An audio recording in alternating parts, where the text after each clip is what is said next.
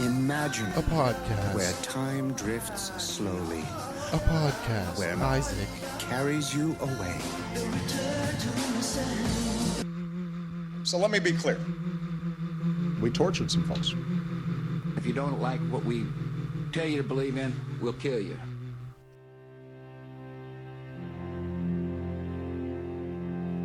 While our nations have many differences, they are both defined and propelled by a fundamental truth, the truth that all of us are blessed with divine light and every person is endowed with a sacred soul.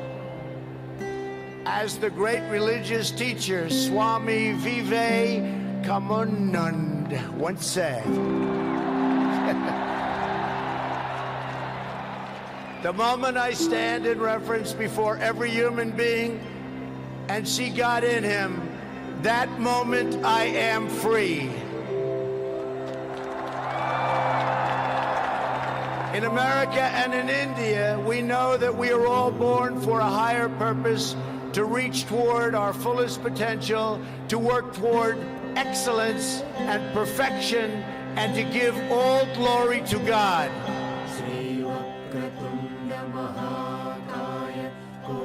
Hey everybody, it's Isaac. Welcome to another episode of Coexist Inc. On today's episode, I am joined by Sridhar Ramesh. He is a very funny man on Twitter. He is also Indian, a place where Indians aren't very welcome these days. And we talk a lot about the incredible rise of hatred towards Indian people on the internet.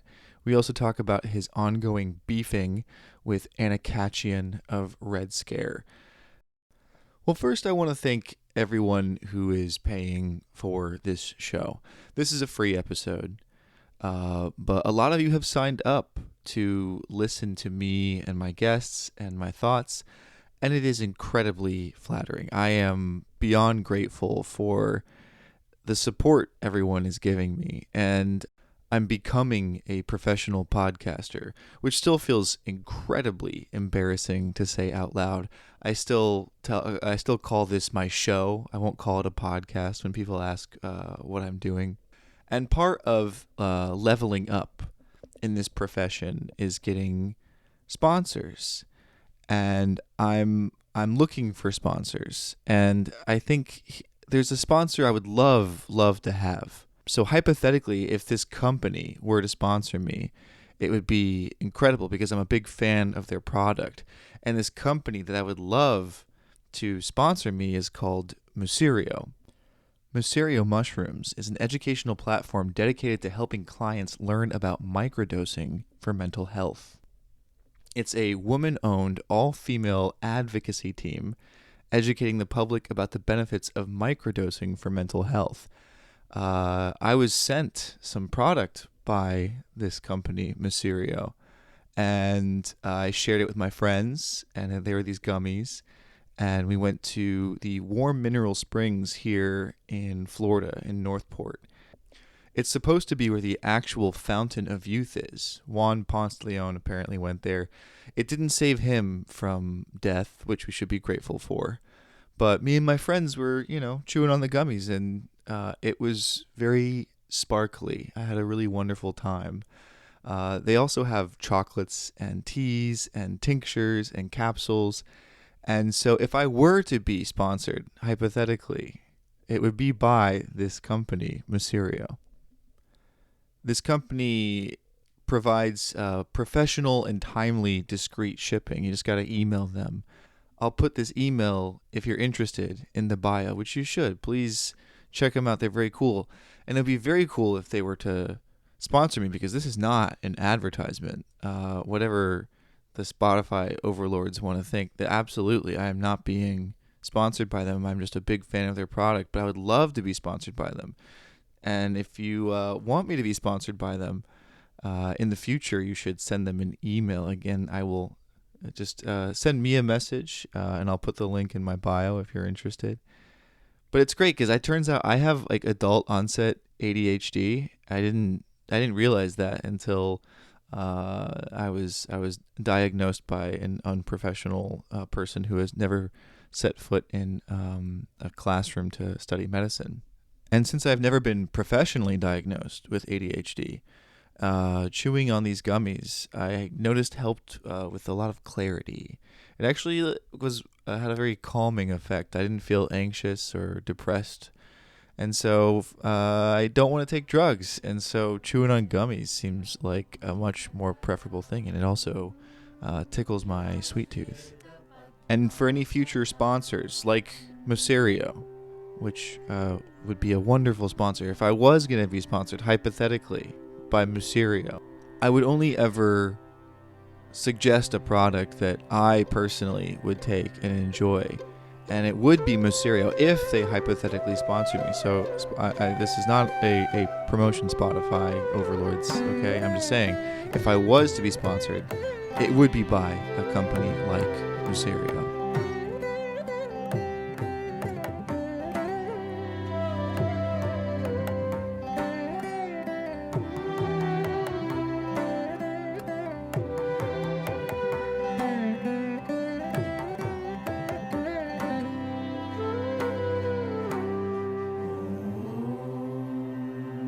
And I never do DoorDash. I was ranting the other night about how evil I think delivery food is. That it makes me mad. Like Americans and their delivery food. It makes sense in New York City because things are a lot closer. But here in Florida, my buddy who's really bad with money. I mean, it takes forever to get the food there from New York, so it really is. Yeah. But my buddy, he's bad with money. And he lives next to a smoothie restaurant, and he signed up to deliver for Uber Eats, and people from like 20 minutes away in this place called Ruskin are ordering smoothies at like 10 p.m. at night from him. So 20 minutes there, 20 minutes back, they give him $2, and he makes no money. It's just like, and it's just like, I fucking hate this country so much sometimes. Like, you should not get a smoothie. The option should not exist to get a smoothie delivered to you. That's just ridiculous. It should be illegal. Well, I'm glad I kept my DoorDash smoothie off camera. Although I suppose this is an audio podcast. But yeah. Yeah. Can you imagine like what it would look like though? Like after a smoothie like coagulates and like the juice kind of like the liquid rises to the top. How gross it would look by that time. Yeah. You can't get anything with dairy in it whatsoever. It looked disgusting. Well, anyway, so I am not familiar with the theme of this podcast. Can you remind me how this podcast works?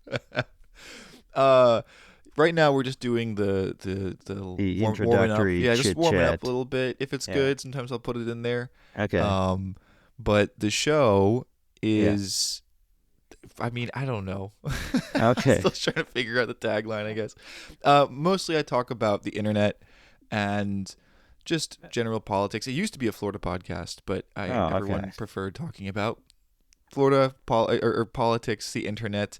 I do feel like if the tagline I'm working on is that I want to be like an internet priest, and the way that priests used to communicate God to the congregants who didn't have time to like research the esoteric obscurity of God's word and God's ways. And instead they talk to the priest. I want to be like that for the internet, for people. Like I don't want them to log off. Like let me talk to this evil God. I see. And I will tell you what he says and what you should do is what I'm trying to do. But for you, I've been a big fan of yours for a while. Thank you. You dunk on the people I despise the most, particularly Anna Khachiyan. Like you always get the better of her. Right. So yeah, let me introduce you that way. Wait, like I don't want to pronounce your name wrong. How would you tell me? Sridhar Ramesh. Sridhar Ramesh. Okay. Yeah. I mean, you can say whatever. Sorry, I'm interrupting you, but you can say whatever you want. But it is Sridhar Ramesh. Sridhar Ramesh. Okay. No, I want to get it right. Okay. It's important. So yes, thank you, Sridhar, for joining me on this episode, this special episode of Coexist Inc. I want you on not just for your internet humor and how you've become, I'd say a micro niche celebrity. Would you consider yourself that? Yeah, on Twitter? sure. Of course, micro can go to arbitrarily small levels, but yeah, I'm a D-list internet celebrity, I would say. What does that say about me then? If you're D-list, dude, I'm in bad shape. All right, I'll allow myself to be C-list, so you C can minus, be C-, a passing grade. Yeah, you know? exactly. Yeah, you're also a mathematician, correct? Like that's your correct. actual job. That's correct. Yeah. Yeah. It's We don't have probably to, less interesting to people, but that is what my actual job is. Yeah. in college, the math majors and the physics majors and the philosophy majors were all arguing about who has like the fundamental truth. Uh-huh. And I think the math majors kind of usually won out on that. I am actually, even within math, I'm technically a logician. I was in a half math, half philosophy PhD, so that is Okay. even closer to the fundamentals. But again, I think people would probably find that more boring than my jokes. Well, I mean, you use that, I think, in your jokes, though, right? I mean, the jokes Yeah. are kind of like math, right? In my head, they are connected because it's playing with logic either way. Yeah. Mm-hmm. But I wanted you on in particular because you are of Indian descent. You are an Indian man, correct? That's also correct, yes. I'm not mispronouncing that. And I've noticed a considerable uptick in obscene racism Yes. towards Indians. That's absolutely correct, yes. And so I wanted to talk to you about America in 2025 and being an Indian American in it. Okay. Yes. Well, it's odd because, people think of the arrow of time, they think racism only gets smaller and smaller over time, or lesser and lesser, whatever word. And so you would imagine, okay, I grew up, I was a child many decades ago. I'm basically 40 at this point. So you would imagine, I must have grown up with much more racism. But actually, I feel like these things that people are saying, this experience I'm having on the internet these days, I never had anything like that when I was growing up. Like, people were maybe a little bit ignorant in the literal sense of maybe not knowing that much about Indians or Indian culture or something. But this like aggressive antipathy towards Indians, where anything I write, there's people saying, oh, go shit in the streets, that kind of thing. I never experienced it before. So it's odd that it has suddenly come out of nowhere in 2025 or 2023 or whenever it started up. Yeah, can you pinpoint when you think it really picked up? I mean, I was a big fan of Come Town, and Indian jokes were, part of the oeuvre. Uh-huh. How about a Star Wars robot who's Indian named R2-D2? And he's like, oh, boop, boop, boop, boop, boop, boop,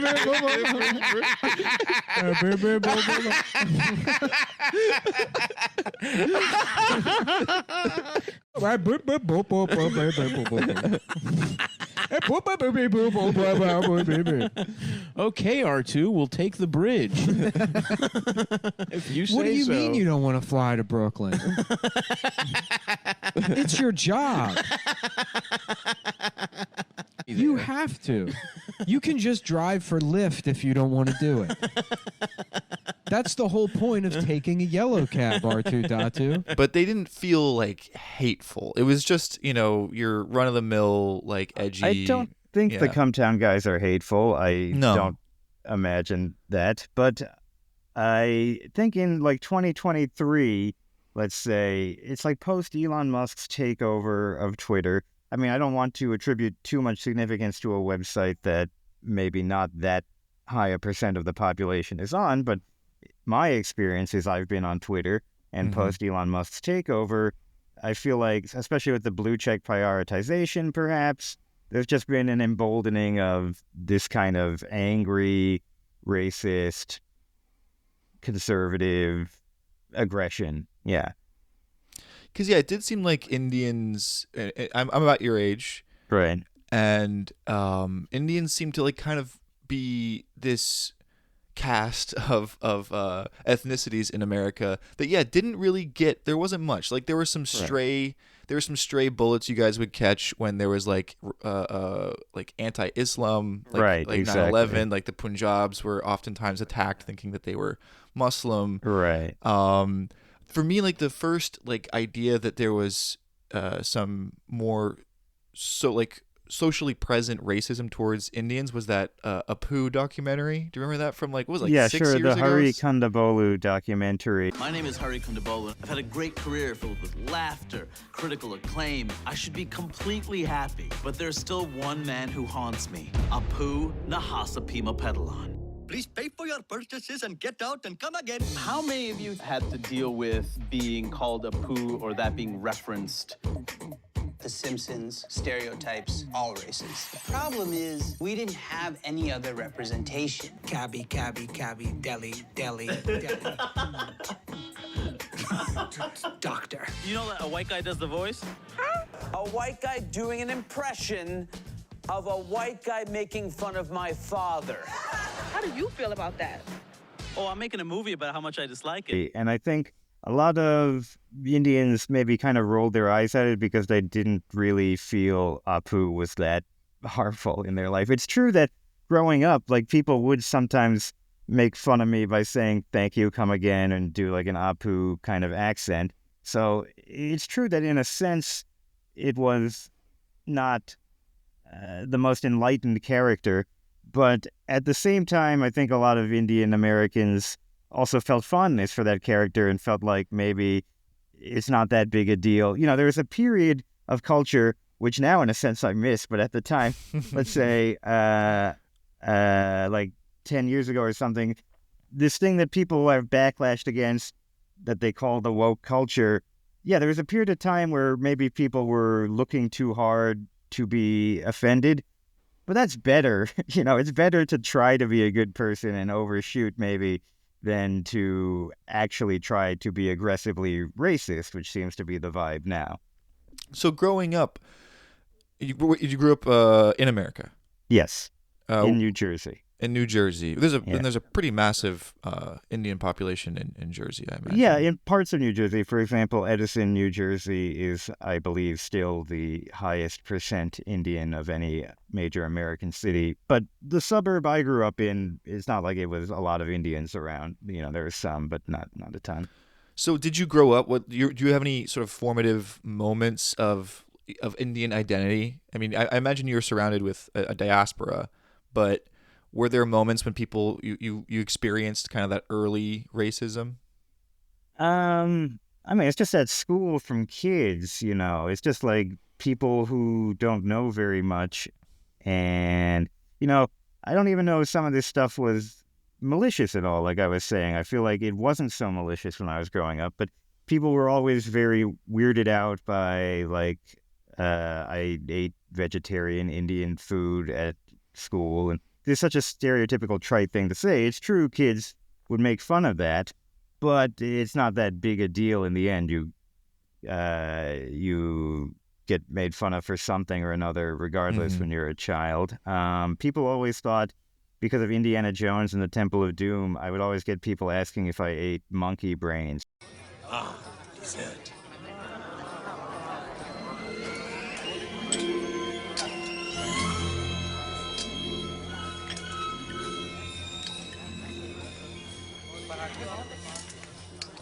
Chilled monkey brain.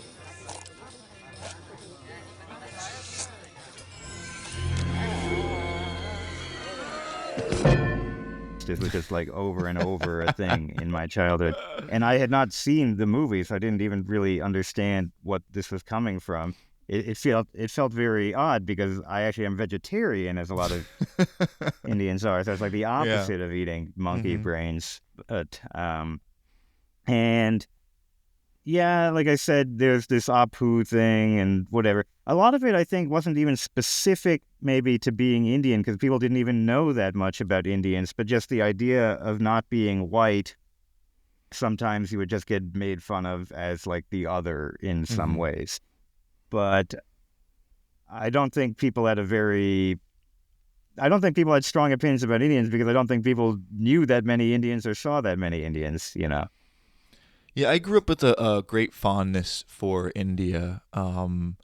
starting with my mom lived in India for 9 months as a part of a graduate program doing census work.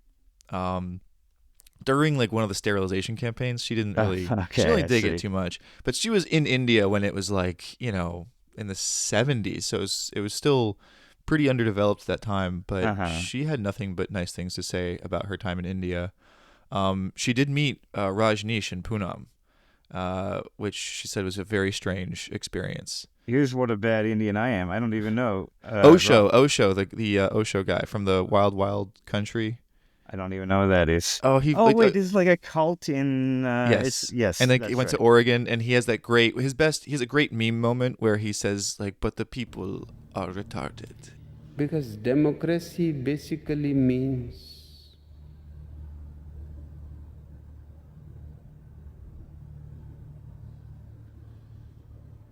government by the people, of the people, for the people. But the people are retarded. You know? Okay. And that one's really good. But I see. So, and then I lived in India I shouldn't say I lived in India. I was in India for about 9 months in Himachal Pradesh. I also got a sitar in high school. Oh, okay. I was like really obsessed with smoking weed and the Beatles and shit like that and George Harrison.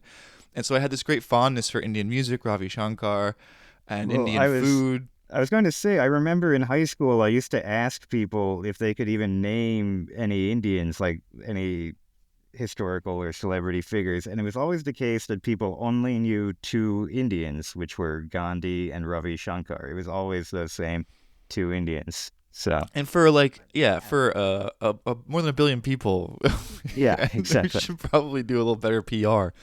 And I guess that's the unfortunate thing now too. And we'll talk about a little bit of my time in India later. But there are now well-known Indian figures, and it has changed in that way. They're not too. I personally wouldn't want them to be my ambassadors. Yeah, I have often said that I can no longer aspire to be the first Indian American comedian, but I still aspire to be the first funny Indian American comedian. But in politics in particular, now I think that you've had. I mean, yes. Oh yeah, we have our Bobby Jindal, our Nikki Haley. They were very under the radar, you know. Like people were surprised to find out Nikki Haley. That's was true, Indian. because they all adopt white names. Like Bobby Jindal's real name is Piyush, and I don't remember what Nikki Haley's real name is, but like Nitindra or something, I forget. But now we have more figures. Yes. Yeah, and one of the first questions I meant to ask you, and I'm going to rewind a little bit here, but would you say that Indian Americans are the new Italian Americans or the new Jewish Americans? Well, I don't know. I guess I live in the world where those have both been so assimilated, I don't even know how to tell them apart. Well, I guess for Italians, for instance, there was always it was very safe to make fun of Italians. You could make Italian jokes, no problem. Now it feels like, Indian jokes are kind of the new Italian jokes. I where it's like a safe form of discrimination, versus like the Jews, where as a Jew, I'm sort of a Jew. I find that Indians are also like the biggest Zionists. Oh yeah, absolutely, yes. But there's also like a lot of shared cultural, not traditions, but forms of behaviors. Like I've either ever had a Jewish doctor or an Indian doctor my entire life, and so there seems to be some overlap like there. Nebbish intellectual thing, yeah, that is definitely true. I mean, when I was in high school, half my friends were Jewish. There's some kind of similarity, I guess. The stereotypical nerdy, scrawny Indian or Jewish kid who, So I guess I'd say we're the new Jews. Yeah, we support more than Israel. Italians. Yeah, more than Italians. Yeah, but the food is better too. Like the Jewish food, bad. Oh, Indian yeah. food. Yeah, I'm so sorry maybe to more say- Italian. Like Italian point there. I feel like your people probably like your food, but I have found it quite bland. Oh yeah, it's mostly like Russian German food, right? It's terrible. Right. It's shtetl food. That's what's always been so insulting to me about going to some deli, getting a pastrami sandwich in New York. It's like $30. It's like, this is supposed to be ghetto. This is poor people food you're serving on a premium. It's insulting. Indian Yeah. food's really expensive too, but that makes sense because you guys like take forever to cook it, and there's so yeah, many spices. there's a Like, lot of flavor in there. Yeah, yeah. I'm a big Bengan Barta fan, by the way. That is okay, nice. That is my go-to Indian dish everywhere I go. It's a good one. There's also weird to me that all these racists, they will get upset on Twitter or presumably elsewhere on the internet whenever they see somebody eating Indian food. They'll be like, "Oh, it's disgusting slop," and I'll be like, "No, it tastes good." I don't know how dumb you could be to reject having actually delicious food. Well, what I have seen on Twitter in particular is the proliferation of Indian street food like looking like bad, right? People Right. making it in you could consider unsanitary ways. There definitely are unsanitary conditions in India. Yeah, no kidding. But, if you're eating Indian food in America, that's not a problem. I also feel like often like people get really annoyed if they see somebody eating food with their hand. But it's like everybody eats food with their hand. How do you eat a sandwich? How do you eat pizza? It's fine to eat food with your hand. Yeah, I think what's funny is Americans are bad at eating with their hands. I had to be taught to eat with my hand. Right, that's The right. proper yeah. way with like the thumb shovel technique. Yeah, exactly. And of course, Instead of just, Indians like- will only eat with one hand, and they all know how to do it. But yeah, Right. No, so it's always been, but it's just the sheer amount of it. And honestly, when I see the street food that they're making with their bare hands and their feet are out or whatever, I'm like, actually, it looks pretty good. Honestly, that actually looks pretty tasty to me. Indian street food, like chaat, pani puri, that kind of thing, it's my favorite thing. But it is true. I will say, I also think India has a lot of unsanitary conditions. But that doesn't mean the food itself, if you just made it in a sanitary condition, like you can make it in America or you can go to a nice place, is great. Yeah. Right. But so let's get to these new Indian celebrities, and particularly, I'm curious, your politics. I hate the spectrum idea, but you're not a conservative. No, I'm assume. certainly not a conservative. I also don't like to think of politics as a one-dimensional line, but it would be fairly accurate, I guess, to call me a leftist. People would get the right impression of what I am, even if there's people always squabbling over what's true leftism, what's not actually the leftist thing. That's why I don't like the idea of calling myself a leftist, because it can mean different things to different people, but I suppose roughly that is what I am. I'm in the exact same boat with you there. But there has seemed to be a noticeable uptick in Indian conservatives. Have you noticed Yes. that in the diaspora? Like, what's your family like? Well, my parents would be liberals in the American context. They're like boomer liberals. I mean, they basically would vote for Democrats and say all the annoying things that any other boomer Democrat would say. So they are not conservative, at least in an American context. But there are a lot of Indian Americans, I should say, who are conservative, and I knew them in college and stuff. And it's just the same as a lot of other American conservatives at the moment. Once you get a bit of money, a lot of Indian Americans happen to be upper middle class programmer type people. And you start thinking meritocracy is true. We really deserve to be at the top of the heap. We really are better than other people. And you don't care about what happens to anybody else. You feel like it's their own fault. So I think it's just that dynamic. It happens to be the case. A lot of Indian Americans are upper middle class. So just they're Americans is what it comes down to. It's like you pull up the ladder behind you. Like that's Yeah, that's the most exactly. American thing you can do is Right. say, I got mine, go fuck yourself. So Right. yeah, Yeah. what's the difference? And of course, in the Indian context also, the ones who happened to emigrate to America were at the top of the heap in India. So again, it's been filtered at every stage for people who, regardless of ethnicity, it tends to be the case that the people who are privileged to start with lean more conservative. And communism in India have a kind of interesting history that I don't expect either of us to be experts on. Experts here, yeah. I do find it funny. There's like so many Indian communist parties. Like there's the Marxist Party of India and the Indian Marxist Party and the Communist Marxist Party United. Like I just find it funny how many like different communist parties with slightly different names there have been in Indian history, or like Maoist and this and that. But yeah. But there doesn't seem to be a particularly strong sort of, I guess, communist, especially now with Modi. Right. Is there something about Indian culture that kind of has, I guess, more fiscally conservative values in the 20th century context, 20th and 21st century? I mean, I'm not an expert at all. There certainly were communist movements in India, and I'm under the impression that they have some inroads in West Bengal, and there's the Naxalites, but I'm not an expert at all. But I would say the predominant culture in India, from my experience, which is of course filtered by being from a somewhat privileged background, the predominant culture is one of the best thing that a person can do is make money, and the people who make money are good, you know? Yeah. It's a conservative coded mindset, or a Republican coded mindset in American terms. Yeah. Mm-hmm. Which is, why do people like Modi? They think he's good for business. That's what it is. It's like business is good. Business people are good. Yeah. And I had a rough time when I was in India making Indian friends, because there was always this kind of hustle mindset with everybody.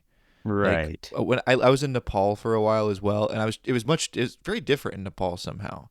Even though I was staying with a Hindu family, like there is like this culture of hosting, like very serious, like you are our guest, you are a king. They would literally call me a king. It was like very upsetting actually. But in India, it felt so different. There was the scams were really lazy, almost insulting level of scams. Right.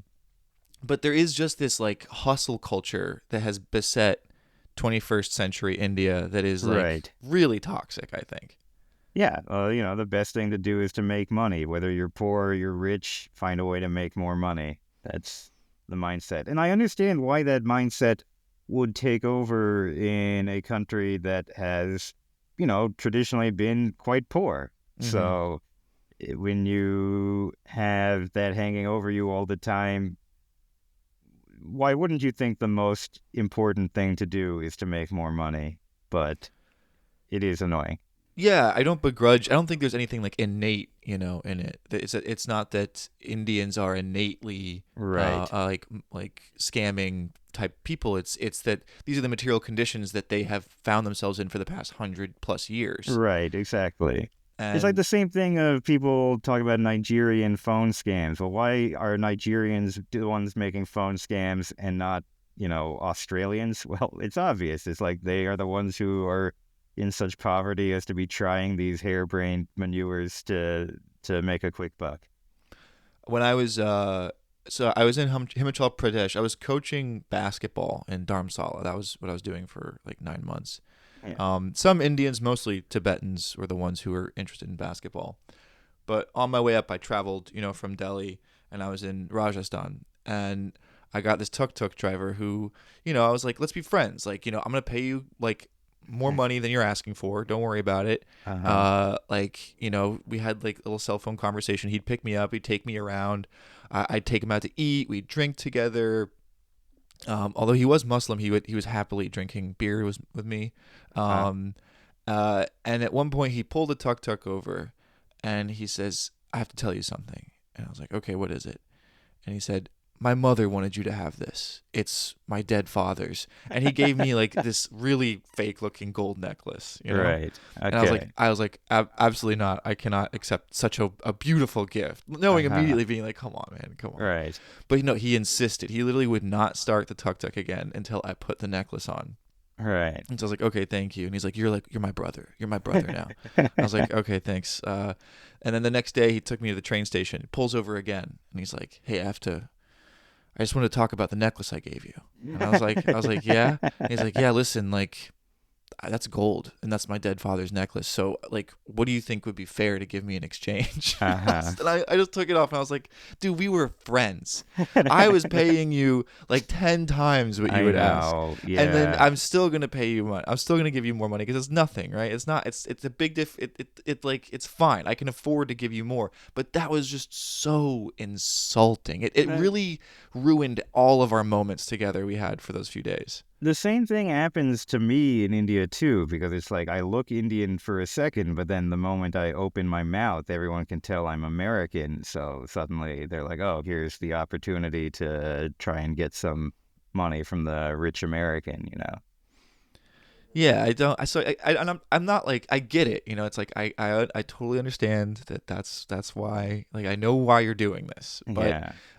it is really just, it's so disappointing, you know. And I know. And But it's impossible to hope you ever could have been friends, I guess, is a cynical thing to say. But like, no, you're right. I mean, But you're just completely different backgrounds, completely different lives. Like, what kind of friendship would you have had? And I have no interest in staying in touch with someone like that. Like, we're not going to text each other every day. Yeah, I know. We But have you wanted to nothing be in friends for the trip, I know, while you were there. Just like have a good time together. Yeah, you know, it yeah. doesn't have to be more than that. But yeah, so like, yeah, he doesn't fucking care. He doesn't want to be my friend. He doesn't want my money. It's a job. Yeah, He's yeah, driving you around yeah. for money, and if he can get more money, that's the way to go. He doesn't give a fuck about our memories together. Yeah, exactly. You made him abandon his god and drink beer. That's what he thinks of you. Yeah, I didn't force him. He ordered it himself. No, I'm sure he actually like, drinks normally, of but yeah, course. I'm just joking. But so now what you have, I think, in America, to bring it back to our great country here, is you have Vivek Ramaswamy and Kash Patel. Yes. Who I think, again, as a Jew, when someone is a bad Jew, I'm like, you're making us all look bad. Like, you can't do that. Well, you've got a lot of that going on lately, I must say. Oh man, whenever I read some story about someone either being like a banker stealing money or some sort of sexual predator, I'm just like, please don't be Jewish. Please don't be Jewish. And if on stake.com, it's usually like it's in favor of being a Jew. People bet on this? I'm sure they do. Oh, I see. Okay. But with someone like Kash Patel, what are your thoughts? What do you know about Kash Patel? I had never heard of him until, 3 weeks ago or whatever it was when he became the, what is he, FBI? Head of the FBI. Head of the FBI, yeah. So I had no pre-existing thoughts about him, and my only awareness of him now is that he seems like a dumb Trump acolyte who is the head of the FBI. Yeah, I don't know much about him. Have you ever been subject to racism as an individual? But fortunately, Senator, yes. I don't want to get into those details with my family here. Oh, let's get into a few of them. Tell me about it. Well, if you look at the record from January 6th, where I testified before that committee, because of my personal information being released by Congress, I was subjected to a direct and significant threat on my life. And I put that information in the record. I had to move. In that threat, I was called a detestable, and I'll apologize if I don't get it all right, but it's in the record, a detestable sand nigger who had no right being in this country. You should go back to where you came from. You belong with your terrorist home friends. That's what was sent to me. That's just a piece of it. But that's nothing compared to what the men and women in law enforcement face every day. And that's why they have my support. I hadn't really heard much about him either, although I did love that he was sworn on the Bhagavad Gita, like that. Really, Oh, I didn't even know that. Yeah, that okay. Pam Bondi, fucking blonde ass Pam Bondi, Right. on the Bhagavad Gita, and he's just like, and the amazing thing too is he has this 24-year-old girlfriend, Kash Patel, which I think is just like every Indian guy online. Yeah. is so it's like really aspirational, I think. Right. for Exactly. them. So Kash Patel is also himself like absolutely a big fucking scammer. You know, he would sell like anti-vaccine medicine, basically being like, oh, if you take this pill, it's gonna remove the negative side effects of an mRNA vaccine. Is that, or how did he become picked to be the FBI guy? Like, what was he known for before he got picked for this? He did work for the Department of National Security, I believe, and then he just became such like a rabid Trump loyalist that I think they got him in there. I see. What's really interesting about him, though, and this is where you can just tell he's a scammer. And again, so it's just like with this bad sort of publicity that Indians have as scammers, when some of the most important figures, powerful figures in American society are fucking scammers themselves, it is not good. Yeah. So the new FBI director lives at a home owned by Michael Muldoon, a Republican Party mega donor who runs shady timeshare companies. Muldoon, Irish, so they're all bad. You know, everybody's got, bad stuff. And he's living there. He's working from home in Las Vegas as the FBI director. So he's not in Quantico. He's in Las Vegas. So like legal scams there. Right. Living in the home of a Republican mega donor. That's crazy. He's also got he's a huge Israel supporter. We will shut off the machinery that feeds money into Iran. We will no longer have 100 hostages still in captivity, Israeli and American and otherwise, by Hamas and Iran's Hezbollah mercenary forces. We need America to wake up and prioritize Israel, and bring home Israelis, and make sure we stand by our number one ally in Israel. And they all are, I assume. Yeah. Yeah. His current girlfriend, Alexis Wilkins, who's 24 years old and Christian, a lot of the America First people like to point out. They're very upset by this. This very beautiful 24-year-old Prager University media personality. My beautiful girlfriend Alexis is here. Yes, I agree. She stood beside Kash Patel as he placed his hand on the Bhagavad Gita and took oath as the director of the FBI. Here's what we know about her. Life's in bright stars. According to the Daily Mail, Alexis Wilkins first met Patel, 18 years her senior, at a conservative Reawaken America event in October 2022. They started dating a few months later, in January 2023. Wilkins, a country singer, was born and mostly raised in the US, but spent a part of her childhood in England and Switzerland. She said she wrote her first song as a child to help raise money for those affected by coal fires in Pennsylvania. She has been the opening act for prominent country artists, including Lee Greenwood, Sarah Evans, Joe Nichols, and Aaron Lewis. Some of her notable songs include Country Back, Quite Like Whiskey, and Old Fashioned Christmas. And she has over 14,000 monthly listeners on Spotify. When people wore the good hats for the ballet. Beyond music, Wilkins frequently creates videos for PragerU, a non-profit media organization that advocates for conservative viewpoints. She also delivered speeches for Young America's Foundation, a conservative youth group. Additionally, she hosts the political podcast Between the Headlines on Rumble. In 2025, she accepted the role of a press secretary for Republican Representative Abraham Hamadeh. Is dating this 42-year-old Hindu Muslim. And wait, Hindu Muslim? Maybe he's not Muslim. Oh. I don't. No, just Hindu. I don't know why this. Sorry, they said. I'm reading something and it's just racist. I see. My bad. You should never quote directly someone named at based Sam Parker. Yeah. But they met 3 years ago, so she's 21. Oh Jesus. Okay. It's really bad stuff. The other big. Well, how old is he? He does look very small. Oh, I see. He's 45. All right. Yeah. He has like such a strange neck, you know. He doesn't have a neck. He's very turtle-ish, you know. Right. But then you have, I think, the most well-known Indian in America today, Vivek Ramaswamy. Yeah. Who is currently running for the governor of Ohio. What are your thoughts on Vivek? Well, him also, I feel like maybe I knew about him a little longer, but I feel like I probably didn't know about him a year ago, even though he's probably already a billionaire or something a year ago. Oh, wait, maybe I did know. He was part of the last election, wasn't he? He ran for president, yeah. Yeah, no, you're right. I'm getting my memories confused. But it's like I remember being aware of him at the time, and then he receded into the background, and I wasn't thinking about him, I guess. But he just seems to me, again, I'm not like an expert on him, but he just seems to me like, again, this image of a guy who's like, business is good, whatever is good for business is good. I'm like a Silicon Valley guy, so I'm smart and I know things, which is just the same as a lot of Americans are, but I guess he's the Indian flavor of it. Yeah, he is a gold star scammer. He got his money through the help of his mommy, who was a doctor.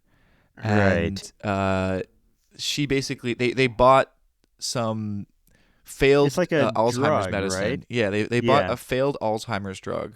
Yeah. And she retested it and said actually it works, and then they got this massive IPO because Vivek was very good at, you know, presenting himself. I do think that Republicans like to have their own version of kind of like identity politics, like a safe brown face, you know, to parade, being like, see, we're not completely racist. You know, there's some of you that are good, and Vivek had a way of showing himself to be, because I think people do associate Indians with medicine and intelligence. So there's that sort of idea that he was coasting off of.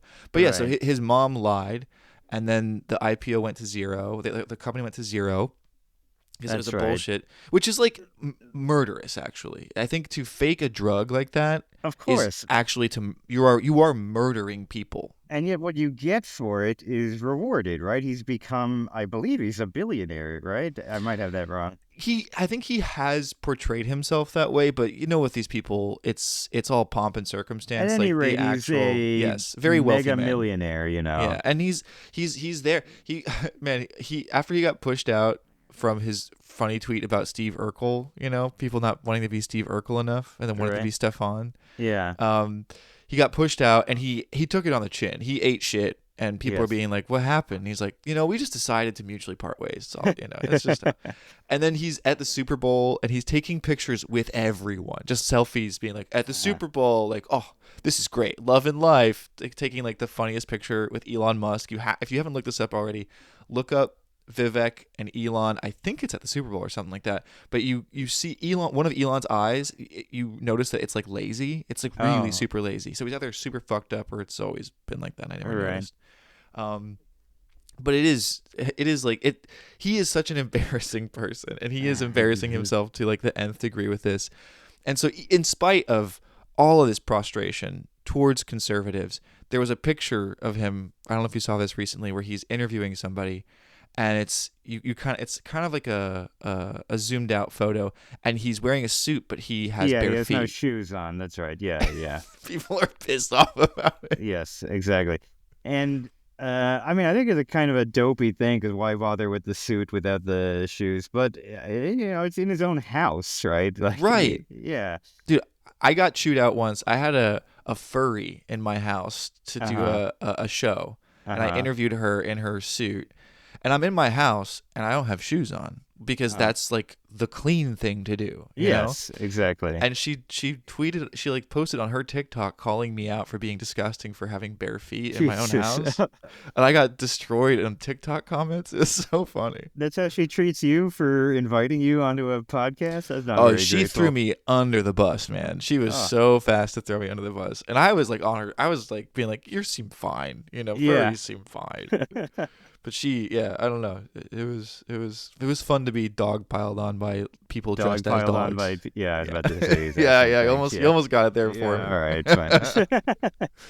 But Yeah, with someone like Vivek, I think that's what's so embarrassing is they will prostrate themselves. They will Right. do what the conservatives want, and then they'll still just people just fucking hate them. It's like what there's no dignity in that, I guess. Yeah, exactly. I feel like actually the people, again, this dynamic has come recently where people are just frothing like anti-Indian racists online. I don't think actually, let's say Trump or Musk or anybody like that cares about Indians in that way. That I don't think any of them harbor any anti-Indian sentiment. In fact, I feel like Musk was like trying to push back on anti-Indian stuff recently just because he wants Indian workers. But I think their base of support is so filled with just reflexive knee-jerk racism that I don't know where I'm going with this, but like they're happy to cultivate. Let's put it that way. Yeah, it is. I see this with anti-Semitism too on Twitter, and my theory is, when Musk bought Twitter, I noticed the same thing. Like Jewish shit just fucking exploded. Right. And it made my personal self-loathing anti-Semitism like I was like, I can't do this anymore. It's hard. I can't make. I mean, it's hard. Actually, I mean, this is not about self-loathing, but this does bring up another topic, which is that I like to make taboo jokes and play with outrage and so on. So I like to make jokes sometimes that people would say play with racism. But it's less fun lately because there's so many like sincere racists out there that it just feels like, I don't know. It just feels like it's too easy to get confused with something sincere, or it's only fun to push back on. It's fun when you live in a world where it's just obvious that somebody's saying something outrageously racist is doing it tongue-in-cheek and not for real. But in a world where people are actually maliciously racist all the time on the internet, it becomes less fun to play with stereotypes in a joke or something. They've ruined the word retarded. Like, yeah, I can't, exactly. I will not. I can't. I'm like. I mean, I know I just said it, but I'm I'm removing it from you're my life. Mentioning it. You're yeah, not I'm using quoting it. I won't do that with the N-word though. I won't quote N-word in context ever. I see. But it is. Yeah, it's becoming. It's not fun, and even like when I make pretty straightforward when I criticize Israel, like I did this whole series on how bananas helped create the state of Israel. Oh, okay. Through like Sam Zamuri, who's this like Jewish, he was one of the wealthiest men in the world for a while, but he ran United Fruit, and I didn't he was know a that. big supporter of Israel. He actually called all the countries he basically owned through his bananas to say, you are going to vote for this partition of Israel in 1948. And so he bananas actually made Israel. So feel bad every time you have a banana now. Okay. But yeah, my theory is that when Elon Musk got Twitter, even though he is controlled by Zionists, he is an absolute Zionist and has business partnerships with Zionists. Yeah. He was instructed, turn it up. Turn the anti-Semitism button way the fuck up, all the way to 11. It is actually to Israelis' Zionist benefit to have in a way this. It is, because if you see all this frothing, genuine anti-Semitism, then you can be like, the world just hates us because we're Jewish, and it has nothing to do with our slaughtering the Palestinians. And so it's it's not the same with Indians, but I have noticed, they turn the anti-Indian button way the fuck up. Right. And even though like they have partnerships with Modi, and Modi and Musk just met together and hung out. Erdogan disrespected Musk when they met that one time. That was very funny when he's like, "Where's your wife?" Oh, I don't remember that. It was a good one. But Modi, just again, prostration. Yes, exactly. Meanwhile, they're fucking turning this button up and they're making people hate Indians. Yeah. And you saw this especially with the H-1B visa thing, and that's when that's when I wanted to have you on. Like, it was like big, and Italy. Don't worry, they're gonna hate you guys again in a big way soon. It'll happen. Right. So this will be an evergreen episode. But that is what I was talking about. Where people were so mad, like these racist crowds are so mad at H-1Bs, and Elon Musk was like, "Hey, let's not attack H-1Bs," but he's the one who's implemented the changes to the site that amplifies all the all the voices that are like this. Yeah, no, it's and for people not to be able to see that, and I mean Musk, they got shit on. I mean that's a big part of why Vivek got run out of Doge. Yes, exactly. And then even got the hell out of Doge. Nice. Yeah. And then Musk turned his focus on the Muslim sex trafficking scandal in the UK. And he amplified that. Yes, exactly. So he's like, I'm going to start a race war over here. And they're Pakistani, so the Indian guys who I've been kind of shitting on, they'll probably like that a little bit. Exactly. So it's so fucking disgusting to me. There is this unfortunate dynamic that people who get shit on, they don't always have solidarity with other people who get shit on. It's like Indians are also... or many Hindu Indians are extremely Islamophobic. It's no news to say. So they'll promote all these stories about, all these stories where anti-immigrant people are attacking Muslims without realizing the people they're promoting do not distinguish between Muslim Indian, Hindu Indian, whatever. Yeah, you look the same to us. Yeah, That's exactly. really what it comes down to. We can't tell the difference. Yeah. It would be nice if people had some fondness for their neighbors. I mean, a Hindu and a Muslim, Indian or Pakistani person, they're more similar, than they are to 99% of the rest of the world. And yet they're consumed with hating each other. Yeah. Even as the rest of the world gets angry at them. Yeah. Yeah, you think some fucking chud is gonna know the difference between Hindi and Urdu? You think they're gonna care? There isn't even really a difference. It's a made up difference. It's like the same thing with Ukraine and Russia. It's like you guys are the same fucking people. Yeah. I love it when it happens too with Israelis and Palestinians, where they actually kill each other thinking that they're the other one. Right. Oh yeah, that happened recently, of course. In Miami, Florida, yeah. He shot Israelis, thought they were Palestinians, and then the Israelis' response to say "death to Arabs." It's exactly. So this is psychotic world we live in, man. Is there self-loathing in Indian culture? Do you guys have that Jewish component too? Is there that, or is it different? Oh, sure. There's self-loathing, although I don't know specifically what so what's Jewish self-loathing like? I guess it's like reading Portnoy's complaint or something. What is Jewish self-loathing? It's just whining about everything, Yeah. Just that's a really good question. What is unique about Jewish self-loathing?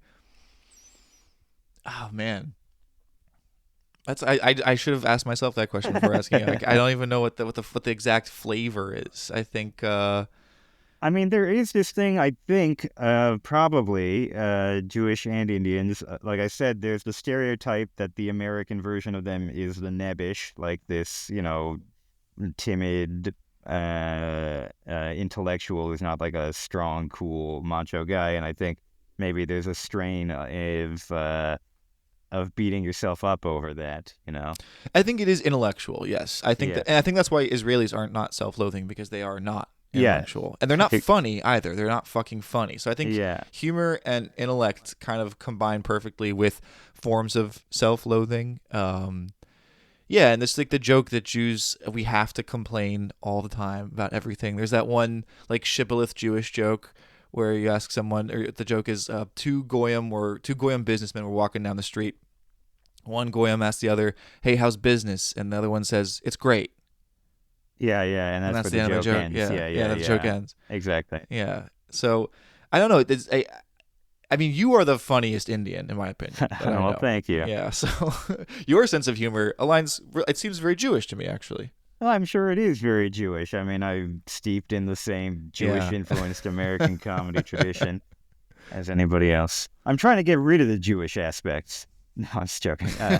Honestly, me too, brother. I'm trying to get rid of it. Yeah. So that brings me to your fighting with Anna Khachiyan of Red Scare, who is there is not a person, I hate giving her attention. People just say, ignore it. Don't, just look away. You Tyler, the Creator, just close your eyes. Yes.